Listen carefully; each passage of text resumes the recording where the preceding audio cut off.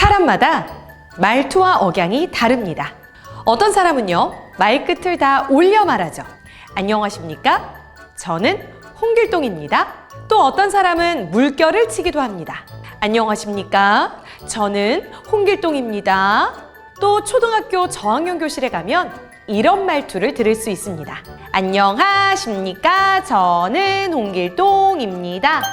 개개인의 개성 있는 말투 좋습니다. 또 초등학생들이 가지고 있는 오르락 내리락 하는 말투도 귀엽죠. 하지만 내 개성 있는 말투가 내 말의 전달력을 방해할 수도 있습니다.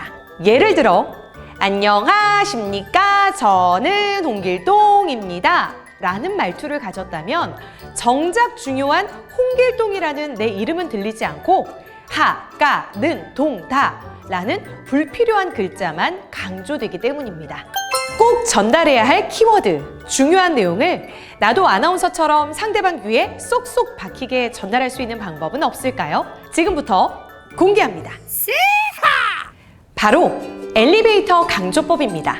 엘리베이터는 4가지의 특징이 있습니다. 먼저 원하는 층을 누르면요, 올라갑니다 하고 올라가는 특징이 있고요. 원하는 층이 되면 땡 하고 멈추는 특징도 있습니다. 올라갔으면 다시 내려와야겠죠? 내려갑니다 하고 내려오기도 하고요. 천천히 안정적으로 움직이는 특징까지 있습니다. 이렇게 엘리베이터의 4가지의 특징을 나의 말하기에 잘 활용하신다면 여러분도 아나운서처럼 전달력 높은 말하기를 할 수 있습니다. 첫째, 올림 강조입니다. 올림 강조는 중요하게 강조해야 할 단어를 올려 말하는 강조 기법인데요. 예를 들어 안녕하십니까? 저는 홍길동입니다 라는 문장에서 가장 중요한 단어는 내 이름인 홍길동입니다. 그래서 불필요한 다른 글자에는 강조를 넣지 않고 홍길동이라는 내 이름만 올려서 강조하는 것입니다. 이때 홍길동이라는 단어를 통째로 올리게 되면 안녕하십니까? 저는 홍길동입니다. 어색하죠? 그래서 올림 강조를 활용하실 때는 단어의 첫 글자만 올려준다는 생각으로 강조해 주셔야 합니다. 자, 한번 연습해 볼까요? 안녕하십니까? 저는 홍길동입니다. 안녕하십니까? 저는 홍길동입니다. 여러분의 이름을 넣어서 다시 한번 강조해 볼까요? 안녕하십니까? 저는 서차연입니다. 안녕하십니까? 저는 서차연입니다. 이렇게 중요한 단어의 첫 글자를 올려 말하는 올림 강조 꼭 기억하시기 바랍니다. 둘째, 멈춤 강조입니다. 엘리베이터가 올라갔으면 땡 하고 멈춰야겠죠. 그런 것처럼 우리가 중요한 단어를 강조할 때 많이 쓰이는 기법 중 하나가 바로 멈춤 강조입니다. 아나운서나 MC들이 방송을 진행할 때 특히 이 멈춤 강조를 사용하는 것을 많이 보실 수 있으실 텐데요. 예를 들어 오늘의 대상은 바로 하고 멈추는 거 보신 적 있으시죠? 이렇게 중요한 단어 앞에 한 번씩 멈추어 주는 것이 바로 멈춤 강조입니다. 그렇다고 해서 여러분의 이름을 극적으로 강조하고 싶은 마음에 안녕하십니까? 저는 홍길동입니다! 라고 쇼 MC처럼 강조한다면 너무 우스꽝스럽겠죠. 일상생활에서의 멈춤 강조는 그냥 한 박자 쉬어주는 것입니다. 자, 한번 연습해 볼까요? 안녕하십니까? 저는 홍길동입니다. 안녕하십니까? 저는 홍길동입니다. 말을 잘하기 위해서는 강조법을 잘 활용해야 합니다.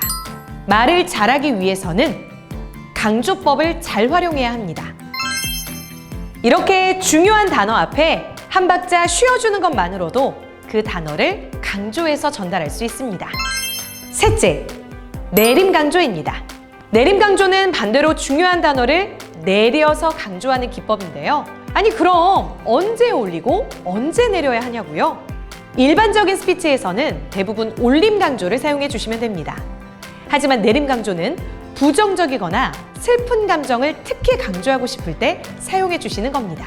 예를 들어 열심히 공부했지만 성적이 떨어졌어요 라는 내용에서 성적이 떨어졌다라는 내용을 강조하고 싶을 때 내림 강조를 사용하는 것이 효과적입니다. 이때 내림 강조를 극대화하기 위한 팁을 알려드릴게요. 떨어졌다라는 내용을 강조하기 위해서는 반대로 앞 단어를 올려주는 것입니다. 자, 한번 해볼까요? 열심히 공부했지만 성적이 떨어졌습니다. 열심히 공부했지만 성적이 떨어졌습니다. 해가 뜨기 직전이 가장 어둡습니다. 해가 뜨기 직전이 가장 어둡습니다.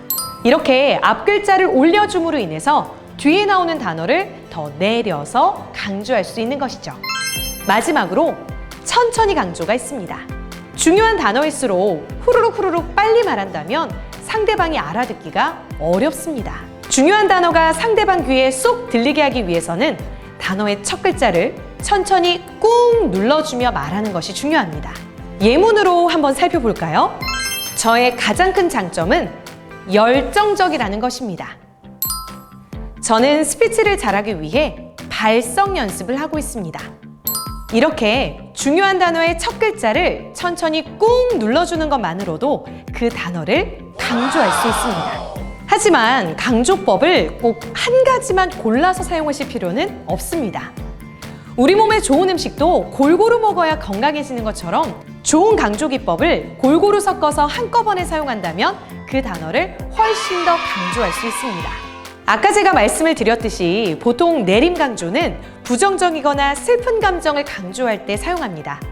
그래서 일반적인 스피치에서는 중요한 단어 앞에 한번 멈추고 그리고 중요한 단어의 첫 글자를 올리고 그리고 천천히 늘려서 강조하는 이 세 가지 강조 기술을 골고루 사용해 주시면 됩니다.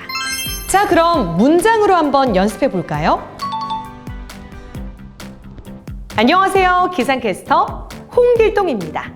오늘의 기상일보를 말씀드리겠습니다. 화창한 봄날씨가 계속 이어지고 있습니다. 봄바람이 불면서 나들이 하기 참 좋은 날씨인데요. 화창한 봄날씨는 당분간 이어지겠습니다. 지금까지 기상일보였습니다. 감사합니다. 지금까지 말의 전달력을 높이는 엘리베이터 강조법을 알려드렸습니다. 엘리베이터가 올라가고 멈추고 내려오고 천천히 안정적으로 움직이는 것처럼 이 네 가지의 강조 기술을 여러분의 말하기에 잘 활용하신다면 여러분도 아나운서처럼 전달력 있는 말하기를 할 수 있는 것이죠. 그럼 저는 즐겁고 유익한 스피치 이야기로 다시 돌아오겠습니다. 그때까지 안녕!